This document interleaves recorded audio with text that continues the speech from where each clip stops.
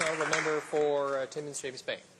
Speaker, I listened with great concern as I listened to my honourable colleague, because it made me realize how far Canada has fallen internationally, that a country that was seen as a champion of democratic development and human rights around the world is now in a position where the Conservatives and the Liberals laugh at the issue of human rights abuse. And I'd like to ask my honourable colleague, looking back on our tradition when we had Brian Mulroney, who stood up against apartheid.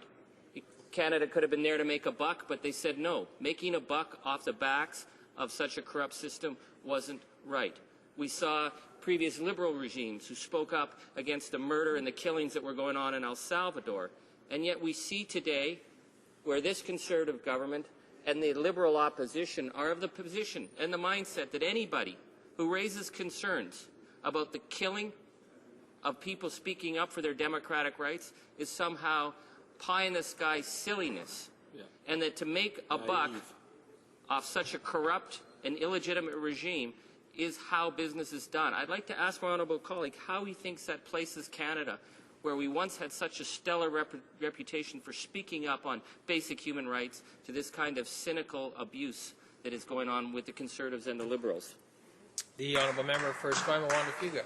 Well, I thank the member for Timmins James Bay for that question, because I think it brings us to the heart of the matter, is that what Canadians believe is that we should still be pursuing those traditional policies, which is to seek to support the best in the world and not to aid the worst in the world.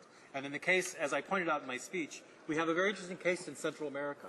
We were pursuing a free trade agreement with El Salvador, and when a progressive government committed to improving public health and the distribution of income in the country was elected, we broke off those talks. And instead, we continued to seek a closer relationship with Honduras, which, as I said many times, has the worst record in Central America and one of the worst human rights records in the entire world. So I think Canadians would be ashamed to think that this is the role we're now playing on the international stage.